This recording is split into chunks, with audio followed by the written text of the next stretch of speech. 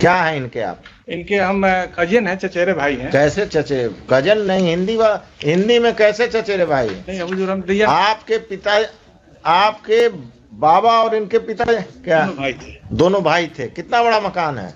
10 दूर का मकान है, उसी में हुजूर एक एक रूम। तो बंटवारा सूट फाइल किया आपने? एक पेंडिंग है, एक पेंडिंग है। पेंडिंग है ना? हाँ, तो अगर टाइटल सीट पेंडिंग। हम I will protect you that you will also not be evicted, your eviction, your मैंने दिस, अगर आप दोनों में से एक आदमी भी लाया और आप पूरे को अगर निकाला जा रहा है तो आपके तो फेवर में है ना। इसीलिए वो सेम रिलीफ के लिए हुजूर ने पिटीशन डाला था कि सेम रिलीफ के लिए तो रिट डालना होगा आपको। प्रोटेक्शन हुजूर। हम neither the petitioner nor the intervener shall be evicted। बस एक गलती किया गया और एक गलती की वजह से, है ना, ये सारा समस्या उत्पन्न हुआ, पैसा भी खर्च हुआ, लेकिन और साथ में जमीन जो है वो भी हाथ से चला गया। जो अन्य व्यक्ति हैं वो जमीन को एक तरह से बेच भी दिए और सामने वाला जो है वो एक तरह से कानूनी लड़ाई में केस भी जीत गया। और ये समस्या सबसे बड़ा समस्या है, और अभी तक ये समस्या जो कहेंगे अगर आप कि देखने को आपको नहीं मिलेगा, बिल्कुल अभी भी ये समस्या है।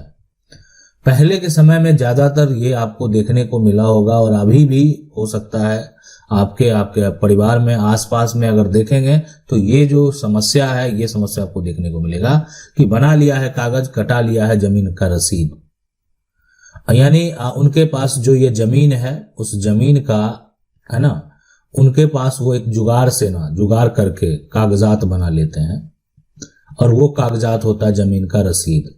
बहुत लोग क्या करते हैं, ऐसे जो सामने वाले हैं वो पढ़े लिखे नहीं है, उनको जानकारी नहीं है, मजदूर वर्ग के लोग हैं, तो उनको जो है, उनको क्या किया जाता है, तो उनको एक तरह से एक रसीद जो है गलत तरीके से दिखा दिया गया है, देखें मेरे पास भी रसीद है, और उससे लड़ाई करते हैं, झगड़ा करते हैं। लेकिन उसके पहले अगर देखा जाए तो बहुत ऐसे लोग हैं जो इस तरह के जमीन को खरीदे हैं, और आपको पता है कि खरीद कैसे किए हैं, है ना, खरीदे हैं।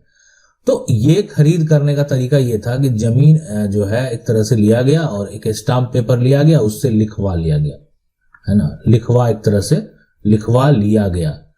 मैं आपको बता दूं ये तरीका तो कभी नहीं था, पहले भी नहीं था और आज भी नहीं है।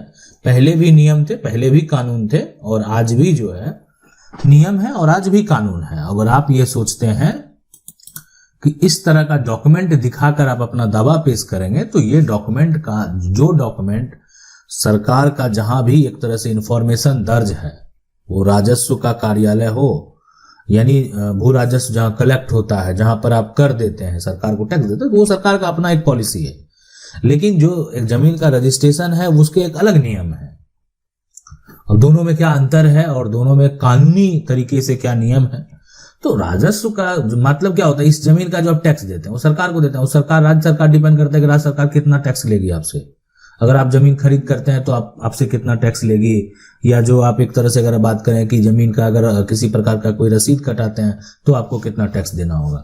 तो ये बहुत लोग क्या करते हैं कि इसमें सारा बात मेंशन करवा लेते हैं, स्टाम्प पेपर पे पहले के समय में लिखवा लेते थे कि मैं ये खाता खेसरा से ये प्लॉट, इनको हम इतने पैसे लेकर, और साथ में पहले के जमाने में जो है एक तरह से लोग गाय भैंस भी लेते थे, गाय भैंस या घोड़ा जो भी हाथी, तो ये लेकर जो है हम जमीन उनको दे दिए। तो ये जो दस्तावेज लिखा गया और सिग्नेचर ले लिया गया, और आसपास के जो एक तरह से बड़े बुजुर्ग हैं जो कि आज इस दुनिया में है ही नहीं।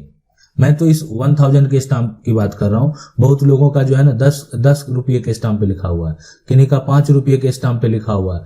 तो उसको लेकर आज जो है 50 साल बाद अगर ये सोच रहे हैं कि हम जो है एक दावा पेश कर लेंगे तो वो गलत होगा। आप केस हार सकते हैं, आसानी से हार सकते हैं। अभी ये दस्तावेज जो है, ये दस्तावेज का कहीं कोई नकल निकलेगा? नहीं निकलेगा। इस तरह का दस्तावेज को आप साबित कर पाएंगे? नहीं कर पाएंगे। कैसे? इसलिए कि ये दस्तावेज जो है, यहां पर ये जो डॉक्यूमेंट है, इसमें तो आपने सरकार के साथ धोखा कर दिया। सरकार जो है जमीन का जो एक तरह से ट्रांसफर का प्रोसेस है, जमीन जो ट्रांसफर एक्ट बनाए गए हैं, तो उसमें क्या है, जो प्रॉपर्टी ट्रांसफर एक्ट की अगर हम बात करें तो उसमें सरकार के द्वारा जो है, सरकार के द्वारा क्या किया जाता है, पैसा लिया जाता है, टैक्स लिया जाता है, वो टैक्स हो सकता है 10% हो, वो टैक्स हो सकता है 8% हो, वो टैक्स हो सकता है 5% हो, वो टैक्स हो सकता है 4% हो।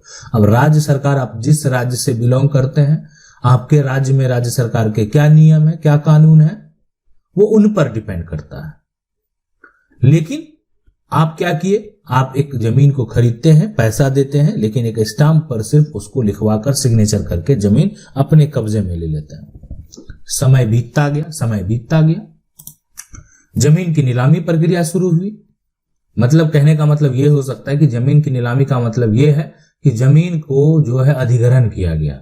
अब सरकार के द्वारा जो है, यहाँ पर सरकार के द्वारा मुआवजा देने की बात आई, तो जमीन के मालिक के जो उत्तराधिकारी हैं, बच्चे हैं, वो अपने कागजात लेकर जो है उसको साबित कर दिए कि जमीन हमारे नाम पर है, ये हमारी जमीन है। और दूसरा व्यक्ति अपना जो दस्तावेज लेकर जाता है, वो दस्तावेज कौन सा है, वो स्टाम्प पेपर है, जो कि 10 रुपये के स्टाम्प पेपर पर उनको जमीन एक लिखा हुआ है कि ये जमीन हम इनको दे रहे हैं। तो ये जो सवाल उठता है, ये जो विवाद है, अब ये जमीन जो है ये तो हाथों से चला गया, पैसा किसको मिल गया, जो जिसके नाम से प्रॉपर्टी है। अब उसकी वो खतियानी प्रॉपर्टी है ना, उनका पुराना खतियान भी है, उनका नया खतियान भी है, लेकिन आपके पास जो है सिर्फ 10 रुपये के स्टाम्प पेपर पे वो जमीन लिखा हुआ। तो इसलिए जो डॉक्यूमेंट है वो रजिस्टर्ड होना चाहिए। एग्रीमेंट कराते हैं, स्टाम्प का जो शुल्क तय होता है उस पे हम लोग क्या करते हैं, सारा बात मेंशन करते हैं।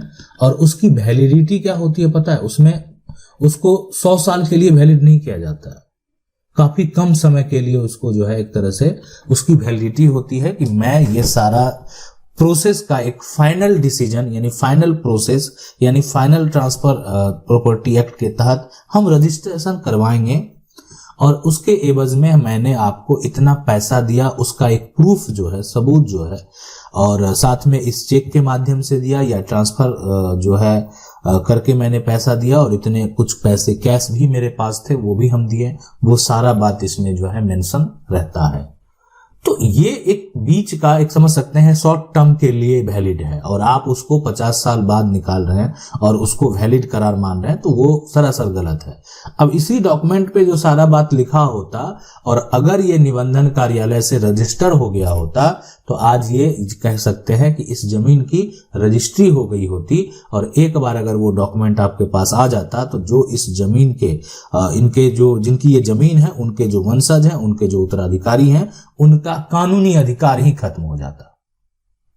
इसलिए कि अब उनको दोबारा वो प्रॉपर्टी को लिखने का कानूनी रूप से कोई अधिकार नहीं है। एक बार जो प्रॉपर्टी जो उनके पूर्वज के द्वारा बेचा गया है तो दोबारा उनको बेचने का कोई कानूनी अधिकार नहीं है। आशा करते हैं वीडियो अच्छा लगा होगा। वीडियो को लाइक जरूर कर दें। चैनल को पहली बार देख रहे हैं, सब्सक्राइब करके जो बेल आइकन है उसको जरूर दबा लें। मिलते हैं अगले वीडियो में, तब तक के लिए जय हिंद।